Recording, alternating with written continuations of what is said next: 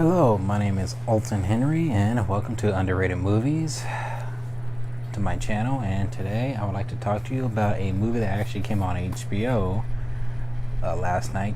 I happened to see this twice.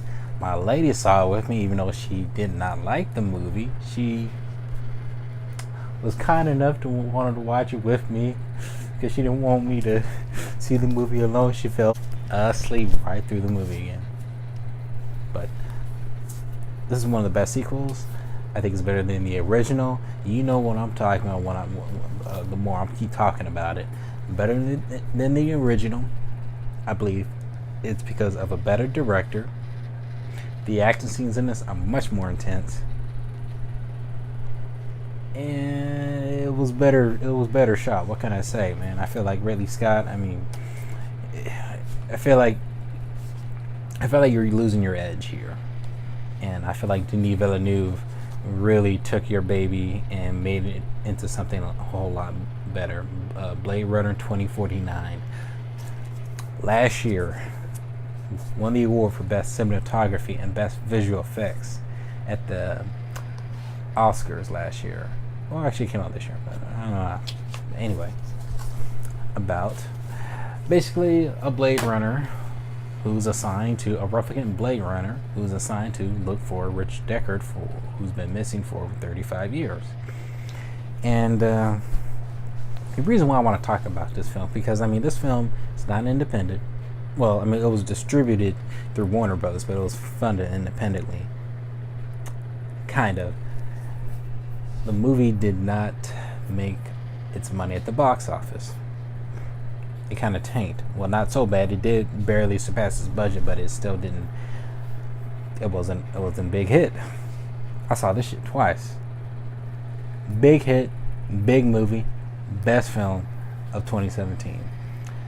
And what I really appreciate that the film, comparing to the original Blade Runner, the movie did take its time, just like the first one. But since this movie is over 2 hours, 164 minutes to be exact, I feel like the movie took its time setting up the world that the Blade Runner universe was in, setting up character development, and setting up, I think I already said story, just setting up the environment that the story kind of takes the character through on this journey of self-discovery, to see whether his importance as a replicant, or he could be a replicant or a half-breed, or a half replicant, a half human.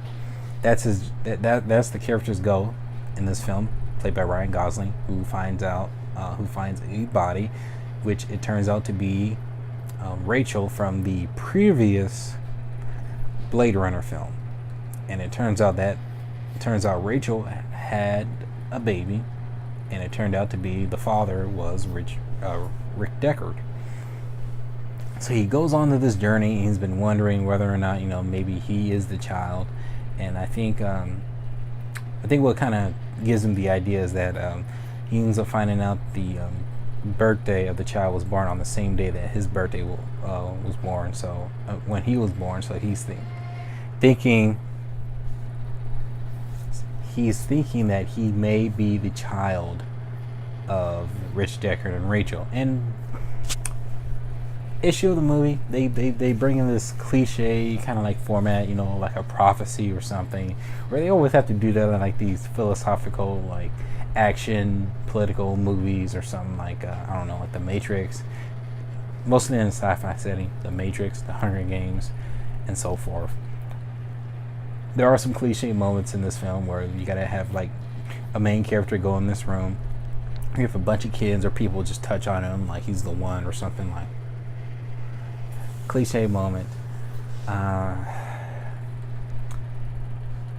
There were a few cliche moments in this. Yeah, the ending was a little of a cliche moment, but it's still a great ending. Harrison Ford does not appear until the third act of the film, so you're spending almost 2 hours figuring out what Ryan Gosling's character is trying to figure out. Is he the replicant of the child of both Rich Deckard and Rachel? Does he have some sort of greater purpose than what he's usually signed up to be, just hunting other replicants and killing them, which he's a replicant of his own. And the movie really pushes the theme of self-importance, whether you believe you have a purpose or not. And once you find out that your purpose may not be all that special, you try to make the best of it. You try to make the use of it. So once and this is a spoiler because the movie's been out for almost a year, so I mean you should have seen it. He ends up finding out because on the journey he spends a lot of time trying to figure out he might be this special person. He's a half-breed that once the world discovers that replicants and humans that might start a rebellion that replicants and humans can have equal rights. Same thing how today society is rebelling with sexuality, how gay couples or lesbian couples or people who love the opposite sex, or just that kind of idea, or racially so forth, fighting for their independence, believing like, what, we have the same, I could think the same as you, I could basically do the same thing as you can. You're a human being, I can human being, so I could basically do exactly the same thing as I want to do. Trying to find a greater purpose, being equal to the next person beside you. And once that's what the movie kind of pushes out in that theme of equality. But it's also kind of sad that once you realize that your life may not have a greater purpose, then you try to make the best of it. You try to do what's right. You try to find meaning into it, whether it could be a good meaning or maybe a bad meaning or whatever. It's a meaning that defines you, who you are, based on what you've learned through life and what helped define you as the person you are. You try to make purpose out of that.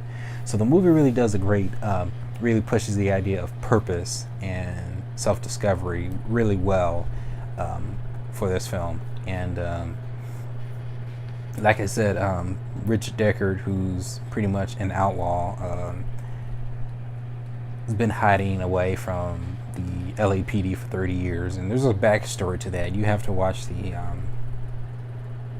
there's 3 little short films that kind of sets up the story to Blade Runner 2049. It's not essential if you watch it, but I feel like they could have included they could have included it into the movie just to feel more backstory, just a little bit, just how to set up the world of the film, because I don't think anybody who's a diehard fan of Blade Runner, which I'm not. I mean, I'm not really a diehard fan of Blade Runner, but I do appreciate it for what it was, how influential it was to cinema. And then when they were doing a sequel to this with one of my favorite directors, Denis Villeneuve, who took Blade Runner 2049 and made it into his own thing and better, I felt like the film, or just the universe of Blade Runner, resonated me a lot more than it has in the past, because I did not like the first one at first. There's 3 versions. I think I watched the director's cut at first, and it was boring. It took a while, and the movie is under 2 hours, and this one is 2.5. So the first one wasn't as thrilling as I wanted it to be, because it's a detective story. So is this one. This is a detective story, so it takes time for the main character to figure out what is going on. It takes time. The movie takes its time. It takes its time at a very slow pace that it helps progresses the story. And not a lot of people will like that. I mean, I have to admit, when I did watch the movie, there were parts in here were a little bit boring. It's not Denis Villeneuve's best movie. It's one of his best, though. It's one of his best. It's probably my second favorite film of his. But he knows how to. He knows what to do with a camera. He has a vision. Once a director has a vision exactly what he wants to do in his film, it's going to be memorable to me. Because I feel like Ridley Scott, I don't know. I mean, I feel like just Denis Villeneuve is a better director than Ridley Scott. I mean, I like Ridley Scott. He has hit and misses, but I feel like Denis Villeneuve is a better director. The performances here are great. Cinematography in this is great. Visual effects in this is one of the best I've ever seen. The action scenes in this, short but very, very intense. I love all the action scenes, really. My favorite one's probably the scene where he first sees Rick Decker and they end up fighting for a bit. And then the last climactic scene, one of the best action scenes I've seen. Well shot. I do recommend this movie for people who are, I guess, maybe more diehard sci-fi fans to give it a try, because I feel like if you're just a person who just loves going, I mean, who just likes going to the movies, you know, it's typical, just likes going to the movies, you know, I mean, just don't think anything of it. I think you might find this film a little bit boring at parts, because my lady fell asleep through some of it. And you don't have to watch the first or the second one to understand what's going on. I mean, you do kind of just need to understand the idea of Blade Runner, just how the whole universe is set. But you don't need to watch the first movie. This one is better than the first movie. And the reason why I'm talking this to it now on YouTube, I did post a review on Stardust about my review of Blade Runner. I just love the movie. I just love it. I just wanted to post a video here on YouTube just to express more about it instead of a 30-second little delay there. Cast is good, performances are good, action scenes are good, and since the movie tanked, I don't think there's going to be a sequel. I don't even think there's a need for it. If there is, the budget needs to be at least around $50 million. It doesn't even need to be that big just to try to get revenue back. Highly recommend it if you're a big sci-fi fan, you like Denis Villeneuve's work, or you want something that's a little bit challenging. Watch Blade Runner 2049. But if you're just an average moviegoer, then stay away from it, because you will probably doze off from it. So if you like this video, and I'll continue to be posting more movie reviews, underrated movies.